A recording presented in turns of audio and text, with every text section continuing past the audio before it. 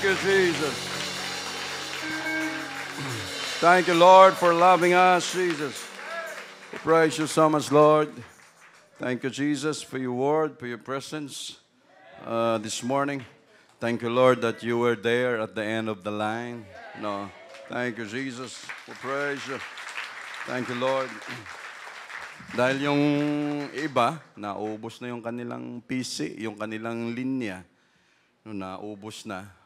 Pagdating sa dulo, wala. No? Destruction, death. No, but Lord, thank you so much for giving us this lifeline. No, until heaven, Lord Jesus. We praise you so much. Thank you, Lord. Now before we take a seat, we welcome our visitors in the most precious name of Jesus. And also we welcome everyone. Yung naka-receive ngayon, ito yung anak ni Sister Zenia Machong. Si Sister Zenia, naka-receive siya ng Holy Ghost dati pa at kapag-refresh siya kanina. Yung anak niya na naka-receive, ito ay si Sister Daniela II. The first. Thank you, Jesus. We praise you, Lord. Thank you, Jesus. We praise you so much. Praise you, Lord. Thank you, Jesus. We praise you for answering our prayers. We've been praying for you last Wednesday na kayo ay makarating and God will give you the Holy Ghost. And we're always praying that after that God has given you the Holy Ghost, ay magpatuloy at mahalin ang Holy Ghost na ibinigay ni Jesus. Thank you, Lord. You may be seated. Again, thank you, Lord, for the strength you've given us, the good health of everyone, every brethren, for keeping us always in good health. And healing ay tuloy-tuloy. Brother Lito, Brother Ricky, Sister Vanji, Brother Dennis, Sister Soli, Sister Annalyn, yung iba pa nating mga kapatiran. From time to time, may mga ubos, sipon. So, normal yan. Let's open our Bible in the book of 1 Samuel. 1 Samuel chapter 4.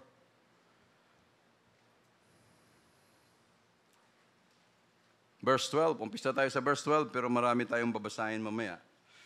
So, verse 12.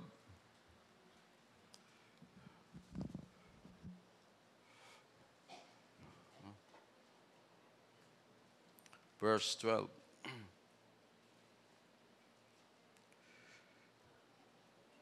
And there ran a man of Benjamin out of the army, and came to Shiloh the same day with his clothes rent, and with earth upon his head. No, yung Shiloh, dito nakapwesto ang their place of worship, yung Ark of the Covenant. No, in-establish ito ni Joshua nung time na yan. No, yan yung andyan sila nag-worship. So mayroong isang tao from the tribe of Benjamin, kasama doon sa army. Mga gutay-gutay na yung kanyang mga damit at yung kanyang ulo ay may mga lupa na, representing mourning. And when he came to Eli, Eli, Eli means my God. Sat upon a seat by the wayside watching, for his heart trembled for the ark of God. And when the man came into the city and told it, all the city cried out. So, ang lalaki tumatakbo, dali-dali, at doon sa gilid ng kalsada, nakaupo si Eli. Eli was the high priest. Eli was the judge of Israel for 40 years. He was also a prophet. Sabi niya, for his heart trembled for the ark of God. Mamaya makita natin ang kwento dyan. At pagdating nung tao doon sa syudad, sa loob, at kinuwento niya kung anong nangyari, lahat ng nakarinig ay nagsigawan, nagiyakan. And when Eli heard the noise of the crying, he said, "What meaneth the noise of this tumult?" nung narinig niya yung mga kwentuhan, yung mga kwento ng lalaki, sabi niya, ano ibig sabihin ng ingay na ito? Yung kaguluhan na ito, ano ibig sabihin? And the man came in hastily and told Eli. Now Eli was 98 years old. No, 2 taon na lang, makakakuha na siya ng 100,000. No? No, 98 years old. No? Pero dito natin makita mga kapatid na ang edad ng tao from the time mula sa umpisa, 969, 960, 950, bumaba, 650, 225, 265, 275, do hanggat sa bumaba, no, the Spirit of God will not always strive with man. No, hanggat sa bumaba ng gusto. Ngayon, pag sinabi mong the Lord will give you long life, pag umabot ka ng 70, palakpakan ka na. You know, kasi hindi na ito yung long life na kagaya ng panahon nila na pwede pang ibigay sa atin. Ngayon, pag ganyang edad mo, pag umakyat ka ng 50, pasalamat ka na sa Diyos. No, dahil ngayon, 25, 24, may colon cancer na, may kung ano-ano ng klase ng cancer. No, ganun na yung nangyayari sa tao ngayon. No, dahil sa klase ng pagkain. No, yung French fries na yan, tigilan na natin yan. No. Number 1, no, deadly. No, number 1, cancerous. No, yan, mga French fries na yan. Yan ang reklamo ng Iran, yan ang reklamo ng Iraq.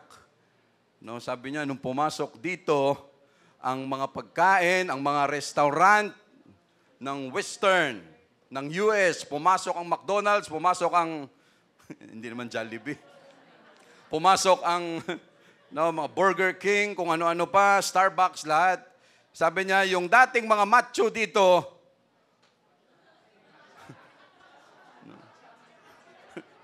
ngayon, pati mga kababaihan nila, sabi niya, lahat sila nagtabaan, lahat sila naglakihan ng gusto dahil pumasok na fast food. So, ito, mahaba na yung kanyang buhay. And his eyes were dim that he could not see. May edad na si Eli, mahina na yung pandinig niya, mahina na yung kanyang paningin. Shall we pray for a while, Lord? We are so thankful again for giving us this wonderful day. Thank you, Lord, for the strength, for the good health, and for allowing us to be here today in the church to worship and to praise your name. Lord, we love you always, Lord Jesus. We thank you every bit of your word. We thank you for giving us the understanding. And always, Lord, bless your word to edify the church. Lumakas ang bawat isa sa amin through your word, Lord Jesus. At upang kami ay lalo pang yumakap at mahalin ang iyong mga salita. And obey always with the word of God, Lord Jesus. Lord, we thank you. Bless your word. We cannot do this alone, Lord. We cannot do this alone. With all humility in Jesus' name. Amen. Thank you, Jesus. The title of our preaching, The Glory Must Remain. The glory must remain. Mamaya makikita natin yan. Andyan yung Ark of the Covenant. Andyan yung mercy seat. Andyan yung cherubim. Andyan yung pole sa loob niyan. Andyan yung pot of manna. Table of tablets. Aaron's rod. Andyan yan lahat. But before that, again, announcement. Sa announcement natin, na sabi na natin dati ito, ang praising natin, walang ibang bidadan kung hindi si Jesus. Yung sa praising natin. Dati na announce na natin ito, na discuss na natin. So from time to time kasi ganun talaga ang nangyayari. So kailangan i-remind ulit natin. Na sa praising natin, mamaya again, walang bida dyan kung hindi si Jesus. So again, kung mayroon tayong papasalamatan na brethren, puntahan na lang natin mamaya personally. And then doon, brother, thank you, sister, ganito. Pagdating sa Word of God, sabihin na lang natin, Lord, thank you for the Word of God, na-bless kami, ganito, napalakas kami. Wag na tayong mag-mention ng mga pangalan dito. Si Jesus na lang lahat, ibida natin, para at least hindi tayo malihis. Because sometimes, praises is very dangerous. No? Kaya nga si Satan, gustong-gusto niyang makuha yun eh. Gustong-gusto niyang makuha yung pwesto ng Diyos kasi lahat nakaganon sa Diyos, nagbibigay papuri. Gusto niya, sana ako yung pwede dyan. No? Ikaw ba naman, right hand, second hand, right hand. No? Ikaw yung next in rank ng Diyos mismo, hindi ka pa kontento. No? Ikaw na yung gusto mo, lampasan mo pa yung... No? So, gano'n ang nangyayari dyan. Pero sa atin naman, yun lang, kung personally, mayroon tayong pasalamatan, no? Sikretuhan na lang natin dyan. Brother, sister, thank you pala, ganito. No, so, kasi para maiwasan din natin, hindi tayo nagsasabi na maraming mayayabang dito, ganito, ganyan. No, pero tayo naninigurado because praises, no, pag yan napunta sa tao na yun pala ang kailangan niya. No, yung word of affirmation na papuri lang ng konti. No, yung kanyang pakiramdam lumampas na sa langit. No, delikado tayo diyan. No, pag ganun ang nangyari, no, para safe tayo, isa 'yon sa dapat nating gawin. So again, mamaya kung may mga kwento tayo sa praising, si Jesus na lang ibida natin. Lord, ganito, ganyan, ganito. Kasi yun naman ang purpose ng praising. Lord, ganito ginawa mo sa akin for the whole week, sa trabaho, sa bahay, ganito, ganyan, sinamahan mo ako. No, edi at least lahat tayo, Lord, thank you so much. No, para hindi tayo malihis. Amen? Okay. No. Ayun lang naman ang announcement natin eh. Na wala namang iba na. No. Si Sister Ning, siya na bahala magkwento nung kanya. Mamaya. No, kasi for many years. No, for many years. No. Sabi ko pala, siya na lang mamaya. Intro lang. No, para may excitement tayo. No, tagumpay yun para sa ating lahat eh.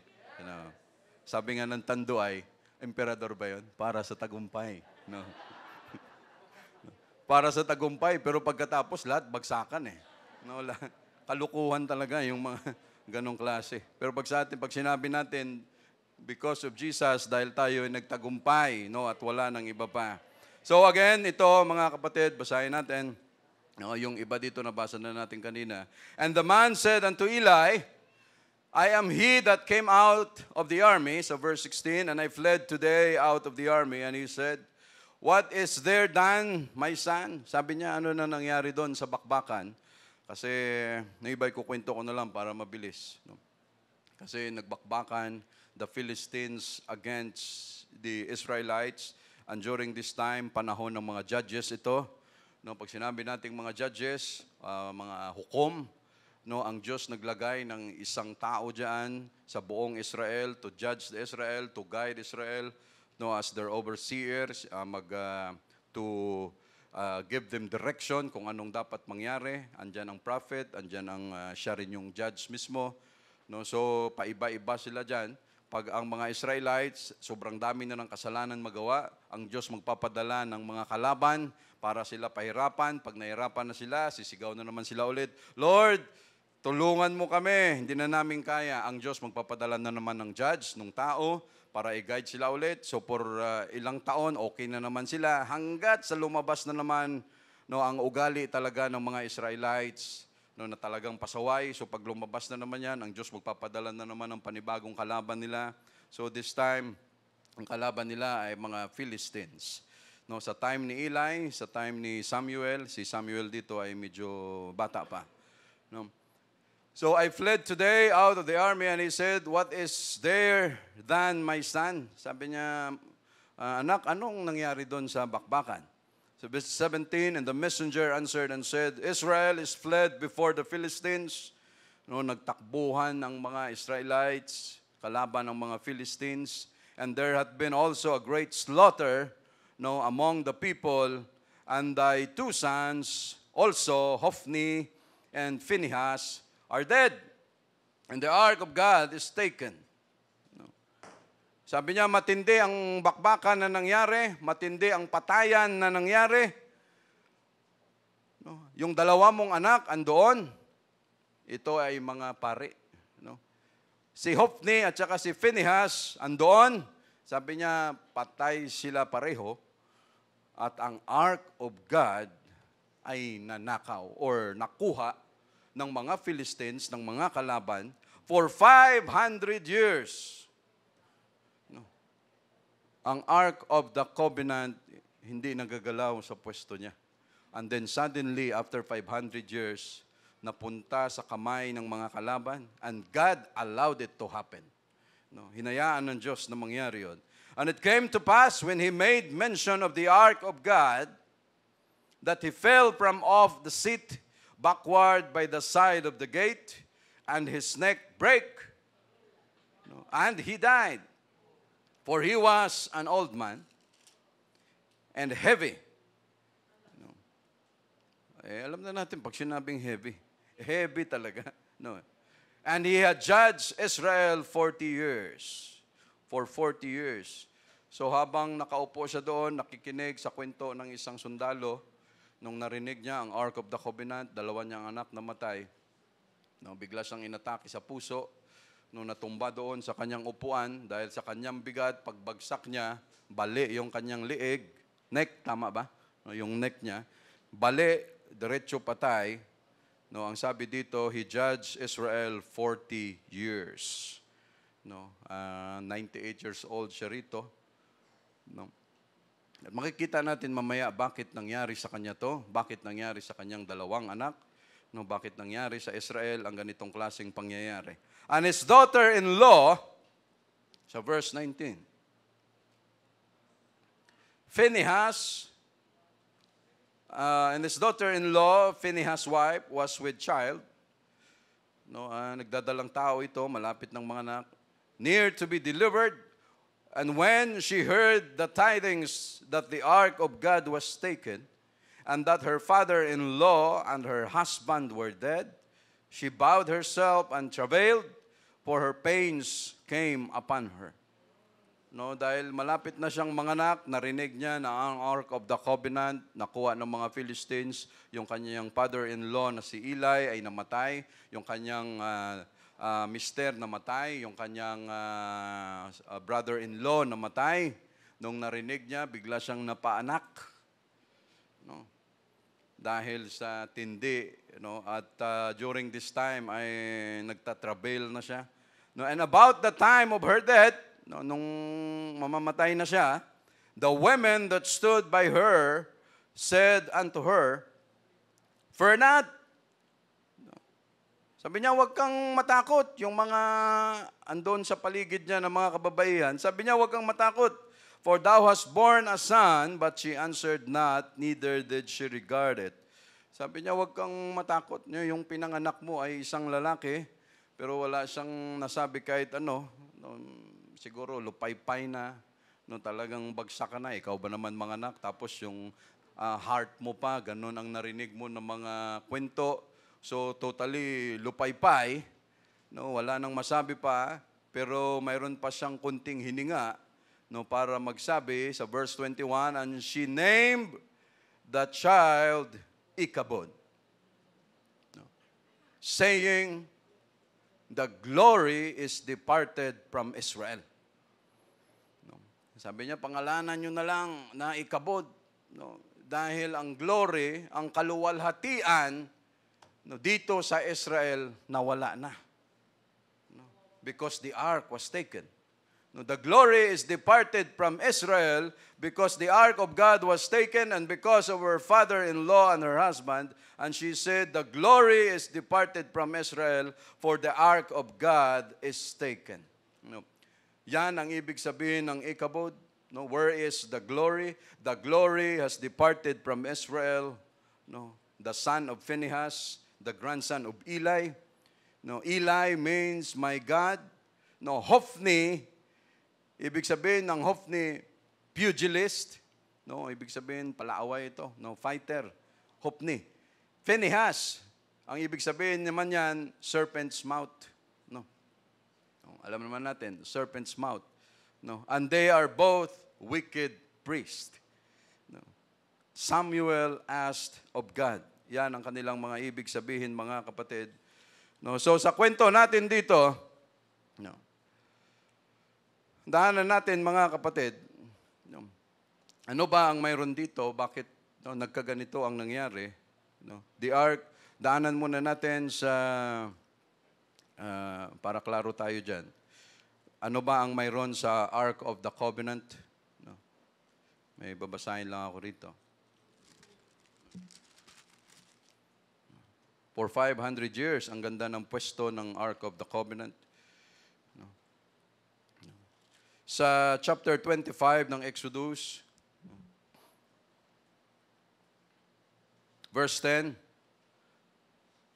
Exodus chapter 25, verse 10.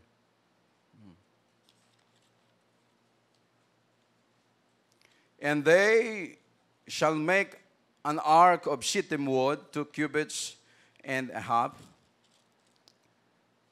Shall be the length thereof, and a cubit and a half the breadth thereof, and a cubit and a half the height thereof. Yung mga sukat ito ng Ark of the Covenant. And thou shalt overlay it with pure gold, 100%, 24 karat gold. Walang halo ito kahit anuman. Within and without, thou shalt overlay it. And thou shalt make upon it a crown of gold round about. And thou shalt cast 4 rings of gold for it. Yung picture kanina, yun ang kinalabasan. And put them in the 4 corners thereof. And 2 rings shall be in the one side of it, and the 2 rings in the other side of it. Thou shalt make staves or baston, pole na yon, of shittim wood, and overlay them with gold. And thou shalt put the staves into the rings by the side of the ark, that the ark may be borne with them. The staves shall be in the rings of the ark, they shall not be taken from it. Thou shalt put into the ark the testimony which I shall give thee. Ito yung time na may instruction. And thou shalt make a mercy seat of pure gold. No, andyan, makikita natin yun. 2 cubits and a half shall be the length thereof, and a cubit and a half the breadth thereof. And thou shalt make 2 cherubims of gold, and of beaten work shalt thou make them in the 2 ends of the mercy seat. And make 1 cherub on the one end, and the other cherub on the other end. Even the mercy seat shall ye make the cherubims on the 2 ends thereof. No, so ito mga kapatid, no, ito yung kanyang instruction. No, the covering, no, again ma-review tayo. No, yung covering daan or dito, yung mercy seat, no, the solid gold, no, mercy seat made the covering of the ark which held the 10 commandments. No, this signified that mercy and grace overshadowed law. No, yung sa mercy seat, that judgment and death were the penalty for sin, and that justice and mercy could be reconciled through grace and faith by the blood of Jesus Christ. No, so yung cherubim, yung dalawa doon na nakapattern, patterned after heavenly spirit beings, no, were a symbol of the divine presence of God. No, between them was the mercy seat. No, yung picture, sa picture ba, Roman, pasuyo. The visible symbol of the presence of God, from whom the mercies and curses of the law. No, their wings, yung kanilang pakpak, stretching over the mercy seat, and their faces looking toward it, symbolize the eternal watchfulness and ministry of angels to the redeemed, and their cooperation with God in the plan of redemption, as typified by the tabernacle and offering of the law. No, so the cherubim and mercy seat were beaten out of a piece of pure gold. No, so puro yan, walang halo, with no foreign matter, dross or alloys, thus signifying absolute freedom from hypocrisy, no, and sham in God's dealing with Israel. Say, praise the Lord. No. So, ang Ark of the Covenant, mga kapatid, no, symbolize the divine presence of God in all places. No, ang Ark of the Covenant, it served as the container of the covenant. No, andun yung mga 2 tablet stones which were a continual reminder of the covenant, no, between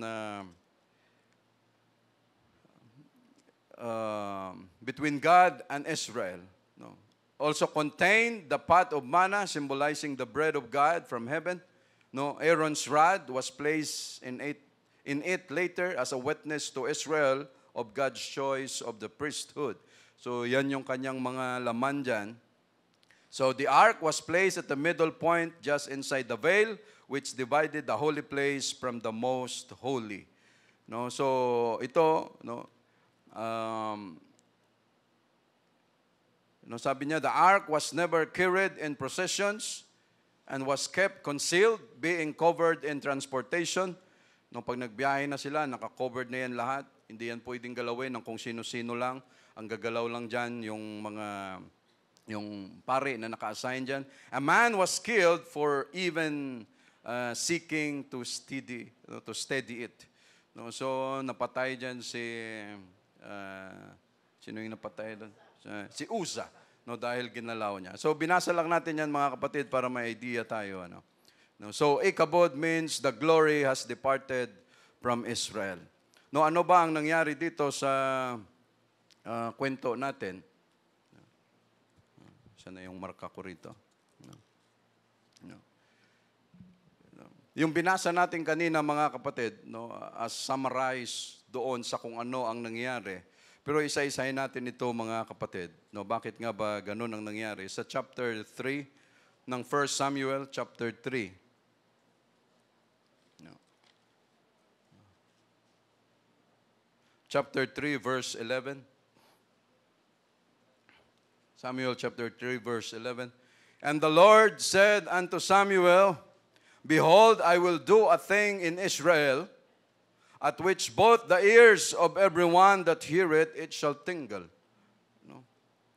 Sabi niya kay Samuel, ito yung time na ang senaryo, ang sitwasyon kasi dito mga kapatid sa time na ito, si Eli, ang high priest, siya ang prophet, siya ang judge nung time na ito. Pero ang daming mga, anong term ba natin dyan? Kalokohan, ang daming mga hindi nararapat na mangyayari dito sa time niya. No, when Hannah, every year, si Hannah, yung kanyang mister, si Elkanah, pumupunta sila to worship para mag-offer yearly sacrifice unto the Lord. Tapos nung time na ito, si Hannah, dahil wala siyang anak, lagi siyang kinukutya ng kanyang, yung isa pang misis ni Elkanah, wala kang anak, ganito ka, ganyan ka. So, punong-puno na si Hannah, anong ginawa niya? She prayed. Nung nagpe-pray siya, nakita ni Eli, sabi ni Eli, lasing yata ito No, kasi ito yung nagpe-pray, no, sabi niya, grabe, walang boses, pero yung kanyang galaw ng kanyang bibig, yung dila niya, no, tuloy-tuloy, gano'n na yung takbo ng prayer ni Hannah. So, nung nakita niya, no, akala niya una lasing, sabi niya, hindi ako lasing. No, talagang mabigat lang yung aking loob, ganito, ganyan, kwentuhan nila dyan. No, so sabi ni Eli naman, the Lord will grant kung ano ang laman ng puso mo as a prophecy. So siya nagkaroon ng anak dahil sabi niya, Lord, pag binigyan mo ako ng anak, gusto ko lalaki. At pag ito naging lalaki, no, sabi niya, i-offer ko yan sa iyo as a Nazarite. No. Ang buhok niya, hindi mapuputulan. He will not drink mga wine. No. So siya ay maglilingkod sa iyo, i-offer ko siya sa iyo. So during this time, no, si Samuel, bata pa, dito nakasabi, yung wind, ano ba, yung paglutas sa Ilonggo sa atin, ano ba yung sa Tagalog? Yung nag-wind. Yung bang pwede mo ng, di ba yung baby pag nagdedede, no, tapos pwede na to. Pakainin ko na siya ng sili para hindi na siya dididi. No, para, no, lagyan ko na ng kung ano-ano para ma-wind mo na siya. Malutas na sa amin sa Ilonggo. No, so ganon. Dito, sometimes hanggang 12, no, doon ang kanilang pag-wind. So si Samuel, nung kinukwento ko ito mga kapatid para makita natin yung background. So si Samuel naman, nung mga unang mga taon, ilang taon, hindi siya dinadala ni Hannah kasi inaalagaan siya ni Hannah hanggat sa time na yung kanyang anak na hiningi sa Diyos, ibabalik niya rin sa Diyos to serve God. No, ang gusto niya lang, no, si Hannah barren, pero nagkaroon pa siya ng 7 anak. No? Ganun katindi. No? Barren sa umpisa. Pero nung binuksan ng Diyos ang kanyang womb, nakapito pa siya. No? Ganun. No? Wala eh. No? Ito yung sinasabi natin. No? Yung bang, sabi na, hindi na mga anak, 45, 50 na, hindi na mga anak. Sagot naman ng iba, si Sarah nga, nanganak pa eh. No? No? Dahil ang Diyos lahat ang may control nito. Pag sinabi niyang buksan ko ang womb mo, pag sinabi niyang isara ko ang womb mo, wala tayong magawa. No. But Hannah asked, that is why Samuel asked of God or God heard it. No, pinakinggan ng Diyos. Yan ang ibig sabihin ng Samuel. So sa paglaki ni Samuel, dinala niya na doon, no, inayos niya talaga.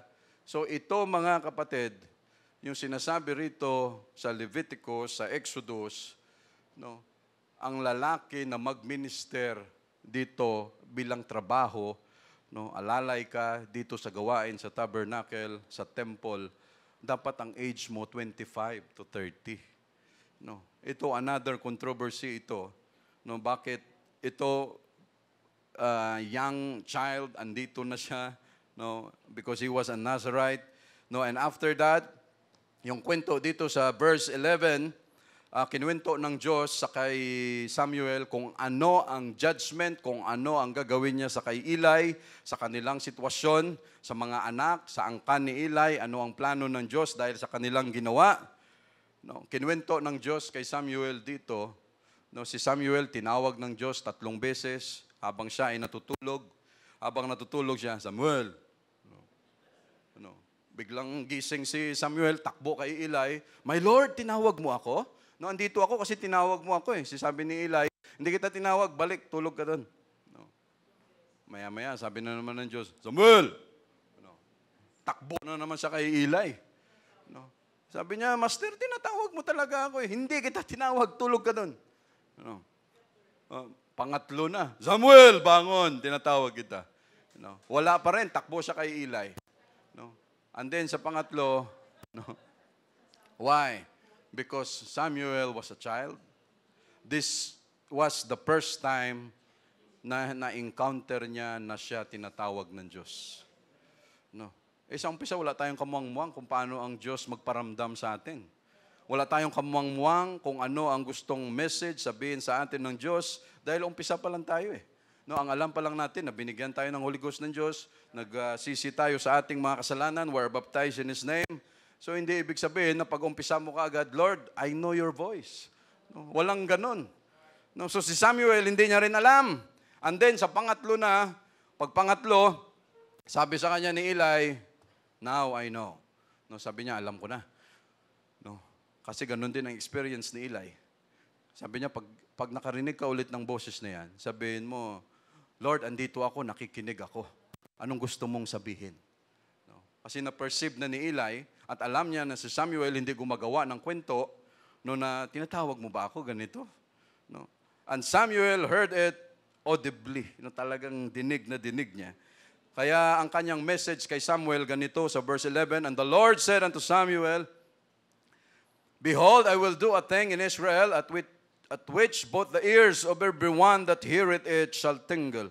Sabi niya, gagawa ako ng bagay dito sa Israel at lahat ng mga karinig talaga namang, no, parang, parang, sa verse 12, In that day I will perform, against Eli, all things which I have spoken concerning his house.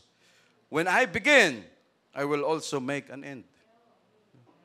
Sabi niya, pag yan naumpisahan ko na, may katapusan yan. No, tuloy-tuloy na yan. No, ibig sabihin, may umpisa, may tatapusin. Pero ito mga kapatid, maano ito na kwento. Why? Because Eli was a man of God. He served God for 40 years as a judge. He was a prophet. He was the high priest. Pero ganito ang nangyari sa kanyang dulo. No, malungkot na hindi natin alam bakit ganun nangyari. I also make an end. So 13, For I have told him that I will judge his house forever for the iniquity which he knoweth. No.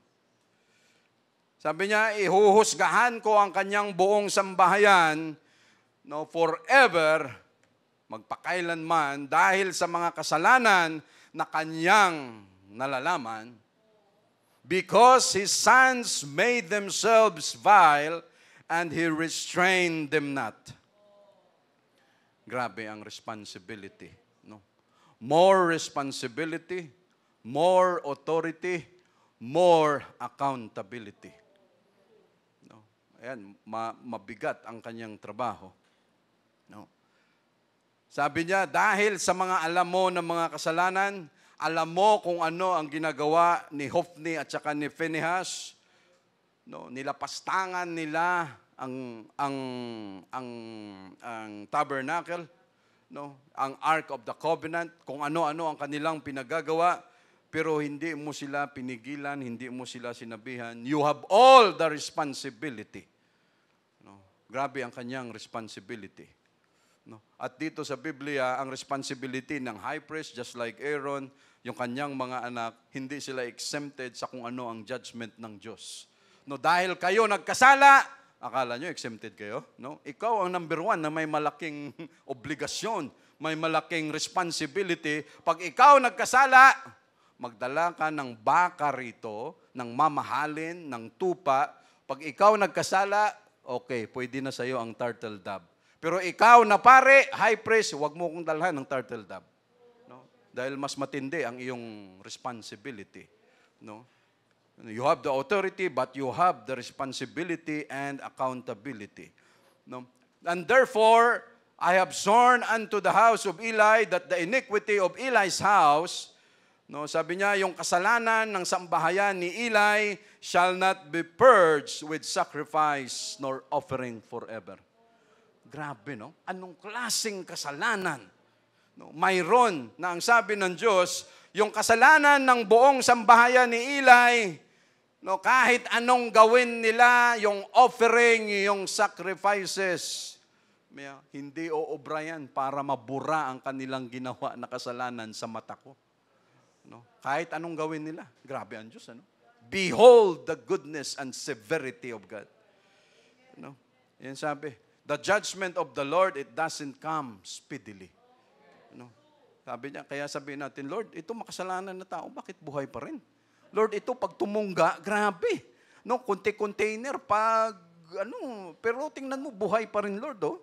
Lord, ako, mayroon ng vitamins, may fish oil, mayroon ng kung ano na lang nilagay ko sa katawan ko, pang-alalay, para pinapakita ko sa iyo, Lord, na bigyan mo ko ng maayos na pangangatawan kasi inalagaan ko, Lord. Pero Lord, tingnan mo ito, walang ginawa sa katawan kung hindi sirain, pero tingnan mo, Lord, buhay pa. The judgment of the Lord, it doesn't come speedily. No.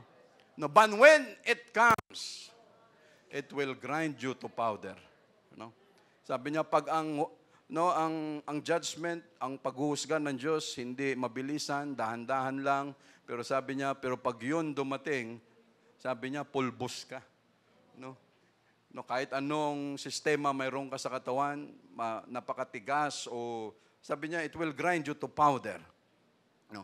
So sabi ng Diyos, walang sacrifices or offering. Grabe ang galit ng Diyos dito. And Samuel lay until the morning and opened the doors of the house of the Lord. Ito ay isa sa kanyang trabaho as a minister, young minister dito sa tabernacle. And Samuel feared to shew Eli the vision. No, natatakot si Samuel na, of course, hindi siya natatakot dahil siya ay takot kay Eli. Natatakot siya because he loved Eli. No? Halos si Eli na ang mentor niya, si Eli na ang nag-guide sa kanya spiritually kung anong dapat gawin na time will come. No, baka ikaw na yung susunod dito, so gina-guide kita, ganito, ganyan. So mas ang takot niya na makwento kay Eli dahil yung kanyang pagmamahal kay Eli at sa pamilya, may connection na sila. No, parang gano'n naman eh. Kahit tayo mismo, hindi mo yan parang, oh, Brother Larry, no, ang Diyos may kinuwento sa akin, ganito gagawin sa buhay mo. Mabuti sana, Brother Larry, ang Diyos may kinuwento sa akin, buong taon ngayon, panalo ka lahat sa bidding. No? O di ba, with all excitement pa yon. Pero kung sasabihin, buong sambahayan mo, ganito mangyayari, uubusin ko kayo. Lord, iba na lang magkwento, wag na ako. No, dahil mahal ko sa buhay ito, may connection ako dyan. No, kaya tikom ang bibig ni Samuel. No, anong gagawin ko rito? Disgrasya ako mamaya, hindi ko alam. Baka sabihin niya, nagkukwento lang ako ng kung ano-ano, baka mamaya parusahan pa ako nito. O natatakot din ako dahil ganun ang mangyari sa kanila. No, they were once used by God as a high priest, as a prophet, as a judge. Tapos ganito ang mangyayari. Ito, mga kapatid, patunay no, na lahat tayo ay equal sa harapan ng Diyos. Pastor ka, overseer ka, deacon ka, elders ka, leaders ka, ano pa ang pwede natin idagdag? Prophet ka, teachers ka, evangelist ka. No. Walang exemption sa Diyos.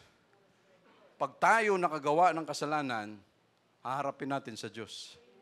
No? Hindi natin pwedeng sabihin sa Diyos na, Lord, I've been serving you for 40 years. Lord, ako ay propeta. Lord, ako ganito. No? Wala sa Diyos. Ang issue sa Diyos, kung tayo makagawa ng kasalanan, we must settle it before God. No? Inaayos natin yan para magbigay ang Diyos ng mercy. No? Walang pinapalampas ang Diyos.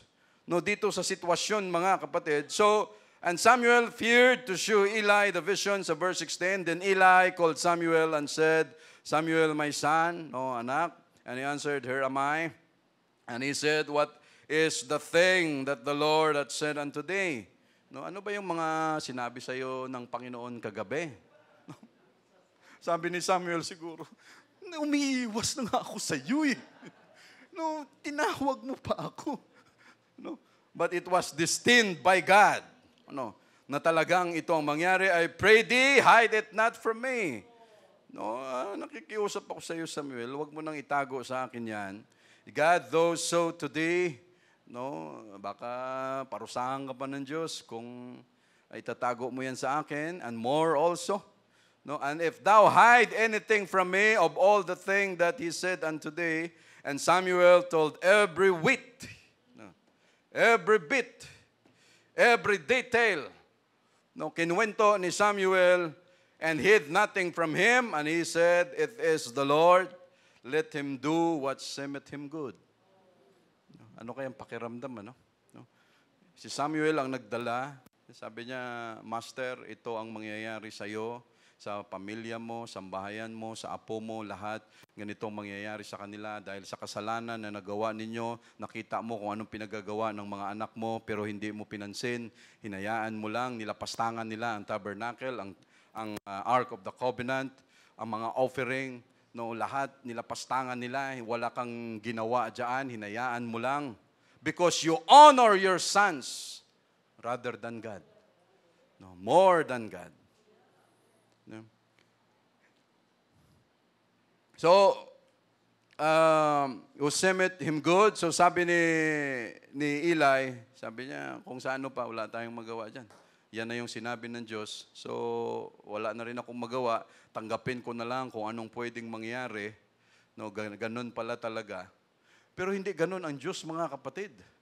God, ano ang ginawa niya? Binagsak niya yung as a prophecy, ang judgment, kung ano ang mangyayari sa sitwasyon ni Eli at ang kanyang pamilya. Pero ano lang ang reaksyon ni Eli? No. Ano lang ang sabi niya? It is the Lord. Let him do what seemeth him good. No. Sabi niya, sinabi na yan ng Diyos. Kung ano sa paningin niya ang makakabuti, yun na lang gawin ng Diyos. No. Ganun ba kasahol ang Diyos natin, mga kapatid? Hindi. God is so good na pinaalam kay Eli, Eli, ganito ang mangyayari sa iyo, sa pamilya mo dahil sa ginawa ninyong mga kasalanan. No, sa tabernacle, sa Ark of the Covenant, sa offering, sa pag-aari ko, yan ang ginawa ninyo. Ano lang sabi ni Eli? Lord, gawin mo kung anong mabuti. Hindi ganun kasama ang Diyos. Kung si Eli sensitive pa sa Diyos mismo, ano ang kanyang gagawin? You have the time to settle it now. Mayroon ka pang panahon para isettle diyan kasi kung ang Diyos bibigyan ka na ng judgment, pinatay na sana kayo kaagad. Pero sinabi yan ng Diyos sa iyo for you to settle it before God. No? Just like Ahab. Just like Hezekiah. No? Nung narinig nila na andun ang hatol dahil sa ginawa ninyong kalukuhan, ginawa ninyong kalapastangan, mga kasalanan sa harapan ko, no, sinasabi ng Diyos sa kanila, because God is good. No? Because God is gracious, no, na wag nilang sabihin, ay ganun pala Lord, unaware kami sa ganung klaseng mga bagay, pero ano lang ang sabi ni Eli? No, hindi natin alam kung dahil sa kanyang edad o dahil sa kanyang hindi na siya backslider na kasi si Eli, hindi niya na makagaya nito, bago niya naintindihan at na-perceive na si Samuel tinatawag ng Diyos 3 beses pa. No, hindi na siya sensitive sa galaw ng Diyos. No, iba na yung takbo ng kanyang kaisipan, yung kanyang anak, hindi niya na kung sa Ilonggo, maswito ba yun? Ma-discipline, maayos. No? So sinasabi ng Diyos yun sa kanya, ganito ang mangyayari sa inyo, and God is just waiting kung ano naman ang gagawin natin sa part natin. No? Wala siyang ginawa eh. Parang tinanggap niya na lang, Lord, makasalanan pala ako. Sige Lord, natanggapin ko na lang. No. Sinasabi yan ng Diyos para i-settle mo. No, para ang Diyos mabagsakan ka pa, instead of judgment, God will give you mercy. And will give you another chance, and unto your generations na maayos pa yung sitwasyon, i-settled mo na yan. No, pero anong ginawa niya? Tinanggap niya na lang. Lord, gawin mo kung anong nararapat. No, hindi ganun kasama ang Diyos natin. No. Pag may kalukuhan, may kasalanan, hindi, harapin natin yan sa Diyos. Lord, no, sinabihan ako, Lord, naramdaman ko, ganito pala yung mga kasalanang nagawa ko sa harapan mo, Lord. Umingi ako ng kapatawaran with all humility, Lord. Give me a chance, give me your mercy. No, hindi problema sa Diyos yan. Dahil nung si Ahab, narinig niya yan, anong sabi niya? Ay, ganun ba? Sige Lord, patawad, ganito. Nag-ayuno siya, nag-ano siya. Anong sabi ng Diyos? Ayan, napakasama na tao, pero narinig niya kung ano ang judgment, humingi siya ng tawad. So pinagbigyan ko siya. No? Yung judgment na talagang dudurugin ko siya, no, sabi niya, i-extend ko ng konti, no, sa kanyang mga angkan na lang, hindi na mismo sa kanya. No? Pero ganoon ang nangyari sa kay Eli, mga kapatid. No, and Samuel grew sa verse 19, and the Lord was with him, and let none of his words fall to the ground, and all Israel from Dan even to Beersheba, buong Israel na ito, knew that Samuel was established to be a prophet of the Lord. And the Lord appeared again in Shiloh, for the Lord revealed himself to Samuel in Shiloh by the word of the Lord.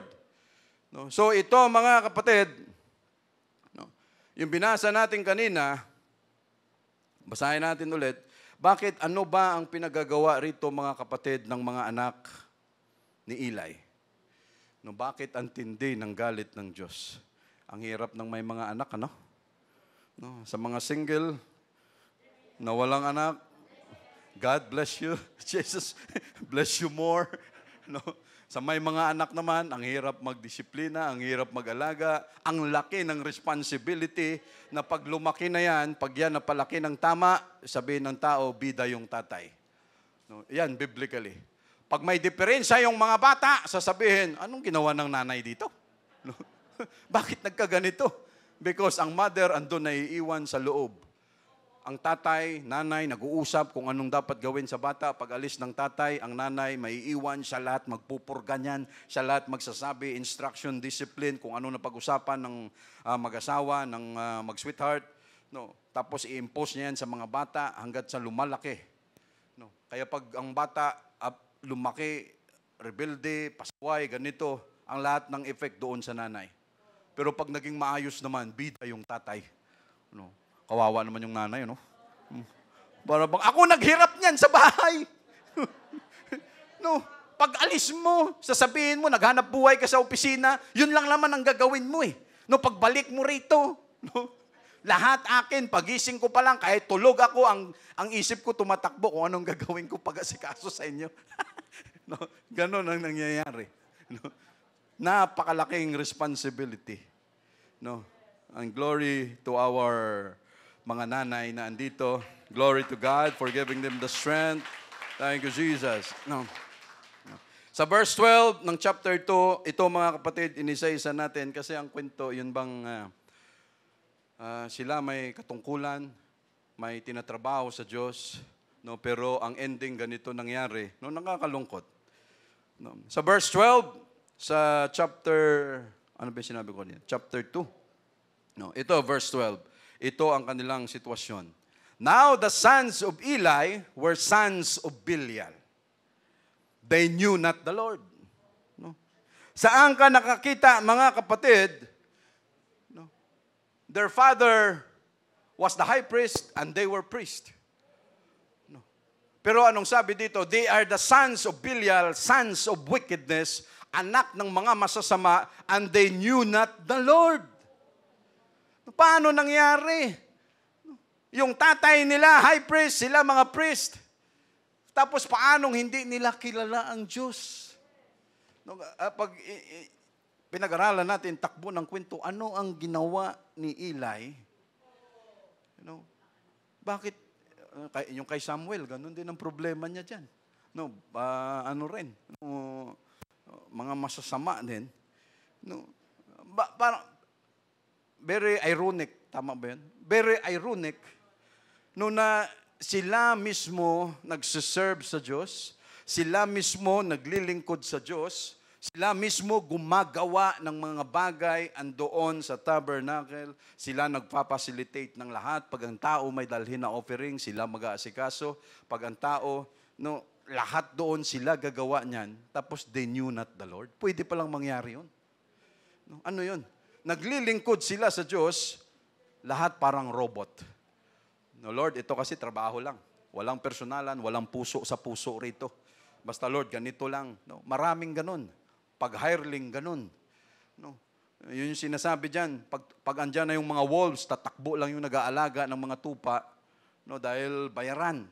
Ganun ang pwedeng mangyari. So ito, isa-isay natin. And the priest custom with the people was that, ito, when any man offered sacrifice, the priest's servant came, yung alalay ng pare, yung alalay ni Hophni and ni Phinehas, lalapit na, while the flesh was in sitting, with a flesh hook of 3 teeth in his hand, and he struck it into the pan or kettle or cauldron or pot, and all that the flesh hook brought upon the priest took for himself. So they did in Shiloh unto all the Israelites that came thither. Pag ang common people may dalang offering, pagdating doon, niluluto pa lang, sinusunog pa lang yung mga taba, lahat, yung kanyang alalay, mayroon ng yung anong tawag doon, yung parang kay Aquaman, yung may hawak-hawak, may tinidor, para bang gumagano na doon sa kaldero. Parang hindi ka ba makaantay malagay sa lamesa yan? Andun pa lang sa kaldero, tinitira mo na. Gumagano na doon. So sinisigurado niya na lahat ng pwede niyang makuha, kukunin ko to, dadalhin ko to. Ganon ang kanilang ginagawa, which is very opposite sa instruction ng Diyos, na ang sabi ng Diyos, ito bilang pare, you have this portion.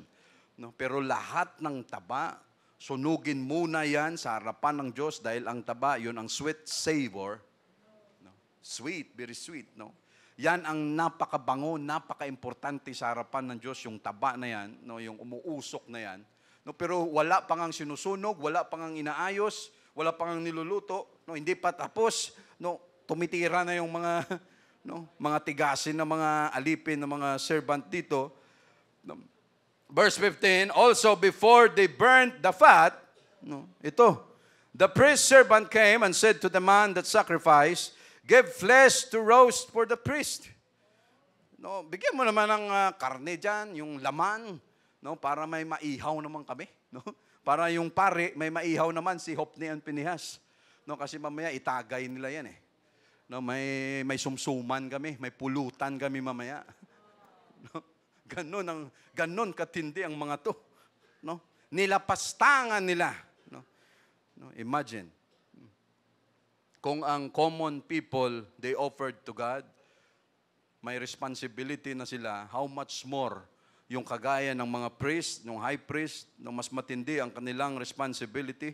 Give flesh to roast for the priest, for he will not have sodden flesh of thee, but raw. And if any man said unto him, let them not fail to burn the fat presently.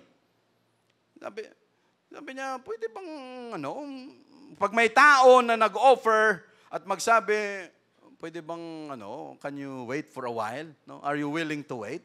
Tapusin muna natin yung pagsunog ng mga taba kasi itong tamang proseso.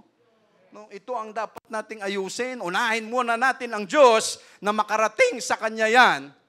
No, para masaya muna siya. No, pero ano ang ginawa ng mga servant dito? And then, take as much as thy soul desireth. Then he would answer him, no, but thou shalt give it me now. And if not, I will take it by force. Grabe, no? Ito. No? Kaya yung Diyos, kumukulo talaga ang dugo sa kanila with fierce anger, no, sa ginawa nila rito na para bang, no, anong kanilang ginawa? No, dahil meron tayong rito, so, no, pag sinabi namin, wala kayong magawa. No, pag ganito ang sitwasyon, pag sinabi kong lahat, yung buong karne, kasama yung lechon, yung ulo, ibigay mo sa amin yan, no, wala kang magawa, no, dahil pag hindi mo yan ginawa, no, tapos ka sa amin. No, wala ring mangyayari sa iyo. No? So ganon ang takbo diyan. Verse 17, wherefore the sin of the young men was very great before the Lord, for men abhorred the offering of the Lord. No? Ito mga kapatid, that is why ang galit ng Diyos sobra-sobra sa kanila dahil sa kanilang mga pinagagawa. No, ganitong klaseng bagay. Sa verse 27, no, sa ito, para makita lang natin. Sa verse 29 na lang.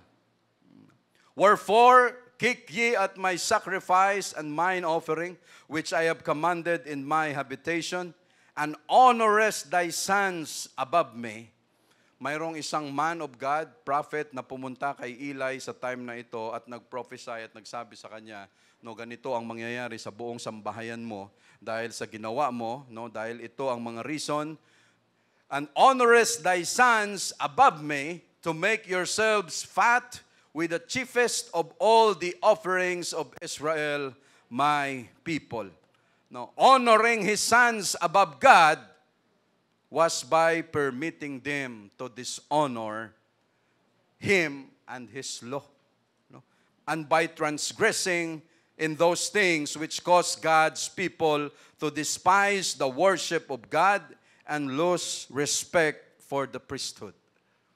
No, dahil sa kanilang pinaggagawa, no, sila mismo ang nag-drive doon sa buong mga Israelites na na wala na ring respeto sa priesthood, wala nang respeto sa kung ano ang kanilang mga offering dahil sila mismo naglapastangan dito dahil ano ang sabi ng Diyos kay Eli, because you honor your sons rather than me.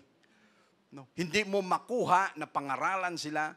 No, mali yung kanilang ginawa. Wag dapat yan, iba yan sa instruction ng Diyos sa atin bilang kayo mga priest, ako high priest. No, dapat hindi nyo yan ginawa. Walang ginawa si Eli. So ang sabi ng Diyos, you honor them. No, more than me. Ganon ka-jealous ang Diyos. No, because nobody can get the glory. No, it is for God alone, mga kapatid. Wala nang iba pa. And they despise me. Ito, but 30, wherefore the Lord God of Israel said, I said indeed that the house and the house of thy father should walk before me forever. But now the Lord said, be it far from me. For them that honoreth me, I will honor. No, yung sa kanila na ino-honor ako, nire-respeto, binibigyan ako ng dangal, no, I will honor them. And they that despise me shall be lightly esteemed. No. Sabi niya, yung mga tao na walang respeto sa akin, sabi niya, sila ay mapapahamak. No, ito, sa verse 31, behold, the days come that I will cut off thine arm and the arm of thy father's house, that there shall not be an old man in thine house. No, grabe ang prophecy ng Diyos dito. No, and thou shalt see an enemy in my habitation, and in all the wealth which God shall give Israel, and there shall not be an old man in thine house forever, and the man of thine whom I shall cut off from mine altar shall be to consume thine eyes and to grieve thine heart. No, talagang pasasakitan si Eli. And all the increase of thine house shall die in the flower of their age. No, yung mga lahi na manggagaling sa iyo, bata pa sila, wala na, mamamatay na sila kaagad. No, nakakatakot ang ng Diyos minsan, no? No, pero pag ang Diyos naman nagbigay ng kanyang mercy, sobra-sobra rin mga kapatid. And Lord, we are so thankful that we are not under your severity, we are not under your fierce anger, but we are under your grace and mercy, Lord Jesus. Thank you so much, Lord. We praise you. No. So ito, and there shall be a sign unto thee that shall come upon thy two sons, on Hophni and Phinehas. In one day they shall die both of them. No, and I will raise me up a faithful priest that shall do according to that which is in mine heart and in my mind. No, sabi niya, kasi ito mga kapatid, no, sabi niya, mamamatay yung dalawa mong anak, no, nasabay sa isang araw, time will come. No, ganun ang mangyayari. God has given them so much time to realize and to think. No, grabe ang Diyos, no? Para bang binigyan ka pa niya ng time, okay, ganito mangyayari sa iyo, magmuni-muni ka. Nung time, sa panahon natin ngayon, wala nang propeta na magsasabi sa atin at biglang lalapitan tayo dyan. Oh, Brother Wilfred, ganito mangyayari sa iyo, ganito ganyan, pati angkan mo. No, ikaw ay may magkakaroon pa ng anak at yung anak mo, ganito mangyayari. No? No? Ano, it shall not be done daw. It shall not. No? Ngayon, sa time natin, wala nang ganon. No. Ang magbibigay sa atin ng warning, walang iba kung hindi Word of God. No. Or somebody na pwedeng lumapit sa atin, brother, sister, ganito, ganyan. No. So, pakinggan natin yan, mga kapatid. No. So, ano ang sabi niya? I will raise me up a faithful priest. No, grabe ang Diyos, mga kapatid, ano? And I will build him an sure house, and he shall walk before mine anointed forever. And it shall come to pass that everyone that is left in thine house shall come and crouch to him for a piece of silver and a morsel of bread, and shall say, Put me, I pray thee, into one of the priest's offices, that I may eat a piece of bread. No, sabi niya, time will come. Lalapit yung tao na yan at makikiluoy, makikiawa, na ganitong amount, pwede ba? At pwede bang bigyan mo naman ako ng parte, ng portion, ng trabaho sa office na yan, baka sakali. No, makikiawa sila, no, para lang makakain ng kapirasong tinapay. No. Because this work, mga kapatid, ibang-iba ito eh. No. Iba yung trabaho, no, kagaya nito, no, walang pakialam ang Diyos, at saka sa time ng mga hari, para bang automatic, kahit hanggang sa time natin ngayon, mga emperor dyan sa Japan, mga king sa Spain, mga king sa London, no, automatic, pag sila may anak, yun ang susunod na magiging hari o magiging queen. Pero pagdating sa salita ng Diyos, iba. No? Walang pakialam ang Diyos.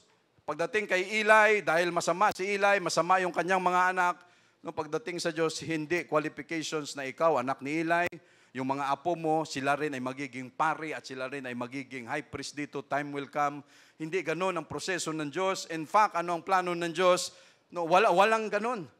Ang sa Diyos, kung sino ang tama ang puso sa harapan niya, yun ang kanyang gagamitin. According to His heart, and will do according to His commandment, mga kapatid. No? So, para mabilis tayo, mabilis ng oras talaga natin. No? Sa chapter 1 ng chapter 4 verse 1, mga kapatid. No? So, inisa-isa lang natin 'yon. No, para makita natin. No, sa verse 1, ito malapit na rin naman tayo. No? And the word of Samuel came to Israel. Now Israel went out against the Philistines to battle, and pitched beside Ebenezer, and the Philistines pitched in Aphek. No? Ito, mga kapatid, still according to the Word of God, to fulfill the prophecy kung ano ang mangyayari sa kanyang anak, si Hophni and Phinehas, at kung ano ang mangyayari kay Eli, ito ay paraan pa rin ng Diyos. No, na mangyari. And the Philistines put themselves in array against Israel, And when they joined battle, Israel was smitten before the Philistines, and they slew of the army in the field about 4,000 men. No? Saan ka makakita? No, dito pa lang bakbakan, 4,000 kaagad ang namatay sa mga Israelites. At hindi dapat mangyari to. Because the Lord is with them. The Ark of the Covenant was with them. No, pero ganito ang nangyari. And when the people were come into the camp, the elders of Israel said, "Wherefore hath the Lord smitten us today before the Philistines?" No, bakit ganito ang nangyari? No, pinasakitan, hiniyaan ng Diyos na mangyari ito sa atin. Nahirapan tayo rito, ang daming namatay. Let us fetch the ark of the covenant of the Lord out of Shiloh unto us, that when it cometh among us, it may save us out of the hand of our enemies. Andon for 500 years nakapwesto ang Ark of the Covenant. Doon sila pumupunta, nag-o-offer, okay yung pwesto ng Ark of the Covenant.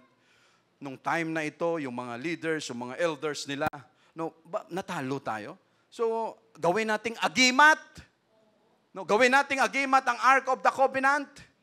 No? So kunin natin yung Ark of the Covenant sa kung saan siya nakapwesto, dalhin natin doon mismo sa bakbakan para pag nakita nila ang kanilang kaisipan na pag andoon ang Ark of the Covenant, mananalo sila.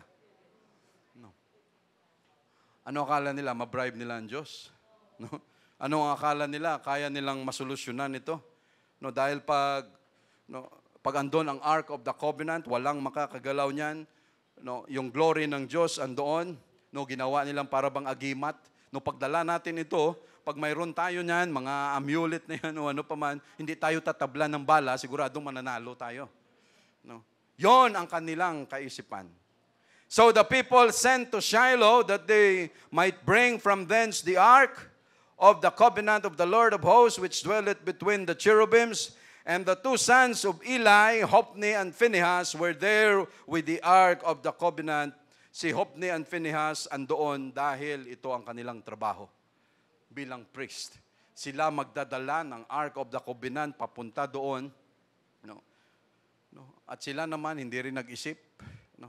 Kasi wala plano lahat ng Diyos . No? Natalo kayo, so bibigyan ko kayo ng kaisipan, nadalhin nyo yung Ark of the Covenant doon para isip nyo mananalo kayo. Ang purpose ko, madala nyo yung Ark of the Covenant doon, ang walang gagawa niyan kung hindi si Hophni and Phinehas. Para pagdating doon mangyayari ang prophecy na sa araw na yon, doon sila mismo mamamatay. Grabe yan Diyos, ano? Ganon ang kanyang sitwasyon dito. Nawala na ang sense kung ano ba ang mayroon si Ark of the Covenant. Right now, mga kapatid, wala nang Ark of the Covenant dito sa atin, but time will come when millennial reign of Christ will come. Andyan si Jesus Christ, lahat i-restore ng Diyos yan. Hanggang sa ngayon, debate pa rin kung nasaan ang Ark of the Covenant. Hanggang ngayon, talagang hindi pa rin malaman, but God will restore everything. Time will come. Ganun ang mangyayari dyan. No. Sa verse 5, malapit na tayo mga kapatid. And when the ark of the covenant of the Lord came into the camp, dala-dala na nila, tinransport pa nila ang ark of the covenant from Shiloh dahil sa kanilang kaisipan, hindi, pag nadala namin ito doon sa kampo, kung saan yung bakbakan, mananalo kami dahil sasamahan kami ng Diyos. No, yun ang kanilang kaisipan. No. May Holy Ghost ako. Sasamahan ako ng Diyos kahit sa ang labanan. Tama, no? Tama. No? Pero may tama rito mamaya . No. Lord, may Holy Ghost ako. You will be with me. Alalayan mo ako palagi kasi andyan ang Holy Ghost. But again, mayroon dapat na ayusin muna. Verse 5, and when the ark of the covenant of Israel of the Lord came into the camp, all Israel shouted with a great shout, so that the earth rang again. Nung ando na ang Ark of the Covenant, by their experience, andyan na, sumigaw lang tayong lahat dahil ang Diyos gagawa ng paraan para tayo manalo. Lord, pagdating sa church, I will worship nyo. Ako ang may pinakamalakas na sigaw sa worship. Dahil may Holy Ghost ako. But again, no. And when the Philistines heard the noise of the shout, they said, "What meaneth the noise of this great shout in the camp of the Hebrews?" And they understood that the ark of the Lord was come into the camp. Sabi nila, ano itong, nagsigawan na sila dyan? Ano itong ingay na nangyayari sa kanila dyan? Anong ibig sabihin ng ingay na yan sa kampo ng mga Hebrews? Nung nalaman nila ay andun pala ang Ark of the Covenant. Based on their experience. But this time, mga kapatid, ano ang narinig nila? Sa part ng mga Philistines, all that they heard was noise. Pero yung mga Israelites, lahat na lang, Lord, ganito, lahat sigawan. Baka sakali, ginawa nila yon by their ideas alone. By their, akala nila ganito ang mangyayari. Pero pagdating sa Philistines, ingay lang ang ginagawa nyo. Why, mga kapatid? Hindi sila sinamahan ng Diyos. Pero ano ang nangyari? The 4 leprous man. Yung 4 na lepers dyan. Tama ba lepers? Leper. Lepers. Yung 4 dyan. Sila mamamatay na walang makain. Pero sila, anong desisyon nila? Lalabas na tayo dito kasi pag di tayo lumabas, patay tayo sa gutom. Pag lumabas tayo dito, makita tayo ng kabilang kampo, mga Syrian Empire, baka maawa sila sa atin dahil may ketong na tayo, baka pakainin pa nila tayo. Pero anong nangyari, mga kapatid? Pag umpisa ng hakbang nila, yung narinig ng kabilang grupo was not a noise. Yung narinig nila, yung sobrang dagundom that gave them chaos, na yun ang kanilang pangdinig dahil sinamahan sila ng Diyos. Pero dito, anong nangyari? Was just a noise. Anong ginagawa nila dyan? Bakit sobrang ingay ng mga... Parang ganun ang nangyari. But during the time ng 4 leprous man, anong naramdaman ng kalaban? Takot. But during this time, hindi sila sinamahan ng Diyos. Mamaya, mga kapatid, And the Philistines were afraid. Natakot din pala sila. For they said, God is come into the camp. They said, woe unto us, for there hath not been such a thing heretofore. Natakot din sila. Sabi niya, disgrasya na tayo rito. Andyan na yung Ark of the Covenant. Sasamahan na sila ng Diyos. Ganun na ang mangyayari. And most of all, nangyayari ito sa atin. Ang isip ng ibang tao, pag-pray mo kami dyan dahil malakas kayo sa amin, malakas kayo sa Diyos nyo. You pray for us kasi pinapakinggan talaga kayo ng Diyos nyo. You pray for us, ganito kasi ganyan, dahil may Holy Ghost kayo, you are baptized in the most precious name, mayroon kayong Diyos na talaga namang kumikilo sa buhay ninyo. Yan ang kaisipan ng mga tao sa labas pagtungkol sa atin. Verse 8, woe unto us, who shall deliver us out of the hand of these mighty gods? These are the gods that smote the Egyptians with all the plagues in the wilderness. Tapos na tayo. Yung Diyos nila, yun ang Diyos na lahat umubos doon sa mga Egyptians. Pero sabi sa verse 9, be strong and quit yourselves. Tama ba? Quit. Be strong and quit yourselves like men, O ye Philistines, that ye be not servants unto the Hebrews as they have been to you. Quit yourselves like men and fight. Sabi niya, magpakatibay kayo, magpakalalaki kayo. Huwag ninyong hayaan na tayo maging servants ng mga Israelites na ito kung hindi sila maging servants sa atin. And the Philistines fought, and Israel was smitten, and they fled every man into his tent, and there was a very great slaughter, for there fell on Israel 30,000 footmen.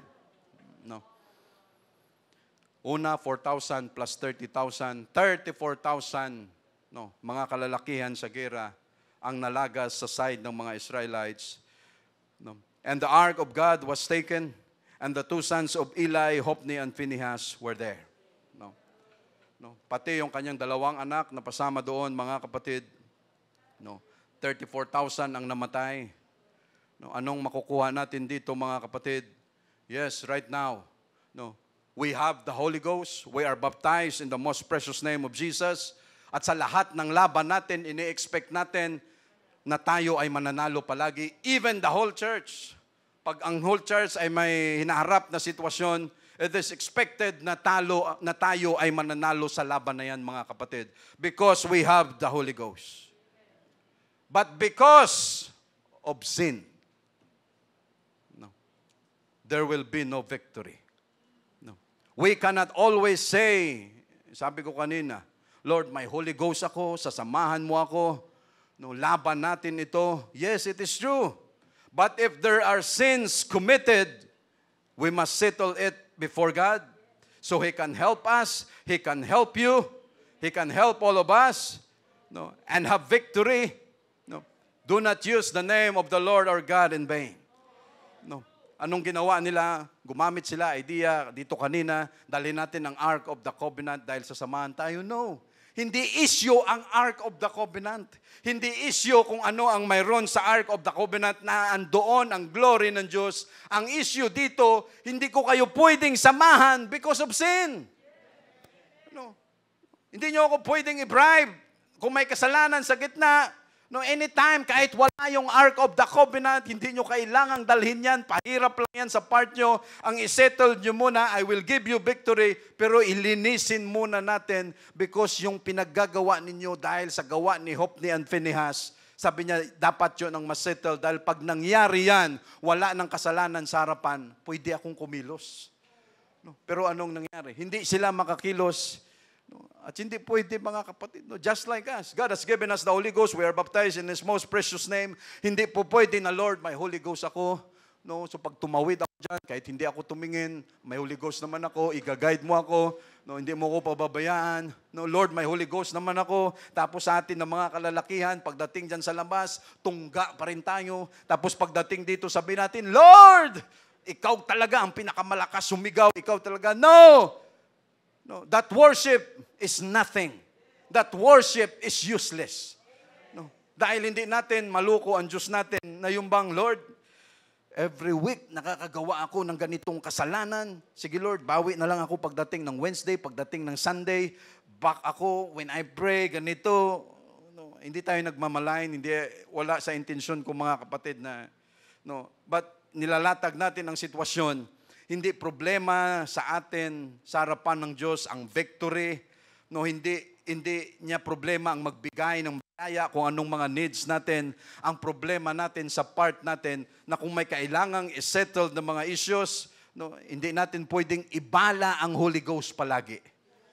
No. Lord, may Holy Ghost naman ako. Sige, tira ka lang lahat ng bawal. No. Lord, ano naman may Holy Ghost naman ako Lord, i-guide mo naman ako. Victory is mine. Kasi no. Kung may dapat isettled sa harapan ng Diyos, dapat isettled muna natin yan, mga kapatid. No, if God is dealing the whole nation of Israel, so God is dealing the whole church. And if the church is facing a fight, then we must fight it all. No, your sins, my sins, will be the hindrance bakit tayo hindi mananalo sa laban. No, wag nating iisipin na ako lang naman ang may kasalanan. No. Pwedeng kasalanan ko maka-affect sa'yo. Pwedeng kasalanan ko ma-impluensyahan ka. Pwedeng kasalanan mo may effect sa whole. That is why, para bang, Lord, bakit parang hirap na hirap? Lord, bakit parang ang hirap ganito? No, yun pala, behind the scene, mayroon dapat ayusin. No, mayroon dapat klaruhin, mga kapatid. No, do not think that your sins committed secretly will not affect the whole church. No, and never expect victories in our battle if sins was committed before God. No, hindi natin pwedeng tapalan, may Holy Ghost tayo. No, sigurado sasamahan tayo ng Diyos. No, sasamahan tayo ng Diyos kung lahat ay malinis, lahat maayos, mga kapatid. Ang pwede lang maglayo sa Ark of the Covenant or sa glory ng Diyos dito sa church, dito sa atin. No, you have the Holy Ghost, I have the Holy Ghost. At ang sabi ng Biblia, grieve not the Holy Spirit of God. Grieve not the Holy Spirit of the Lord. Huwag nating palungkutin ang Holy Ghost because the Spirit of God will not always strive with man. No? Pag lagi na lang tayong obedience is better than sacrifice. No? Walang pakialam ang Diyos kung anong ino-offer natin sa Kanya. Ang punto ng Diyos that we must follow Him always, the Word of God. No. The glory of God resides in the Ark of the Covenant, in the mercy seat. Sa time natin ngayon, mga kapatid, it is only, wala namang iba pa kahit sa time niya, Walang makakalayo sa atin sa Holy Ghost, sa presensya ng Diyos kung hindi kasalanan. No? At ang kasalanan na yan, yon ang magpapaalis sa atin sa glory ng Diyos. But it is our desire, our vision, our goal, that the glory of God must remain in this church. It is our goal that all of us, having the Holy Ghost, that the glory, that the Holy Ghost must remain in us until the rapture comes, mga kapatid. No? So ito, no, walang ibang makakalayo kung hindi kasalanan lang. No, sa glory na andyan, sa Ark of the Covenant, sa Holy Ghost na ibinigay sa atin ng Diyos, mga kapatid. No, God can do things for us anytime, anywhere. Hindi natin kailangan yung kung ano-ano pa mang mga kaartihan sa harapan ng Diyos. Provided, siguraduhin lang natin that every time we do something, every time may naiisip tayo, every time kung ano ang para sa Diyos, gawin natin yun, mga kapatid. Sigurado hindi madali sa Diyos na bigyan tayo ng victories. No. At dito sa church, naranasan na natin yan. May mga tao na lumabas sa church, hindi pa nakalabas sa church, andito pa lang sa loob. But the glory of God was ekabod in their presence. No. Mayroon, mga dati. No, dati may ilan sa atin nakakita na yan. Andito pa sa church, pero pag tiningnan mo, the glory has departed.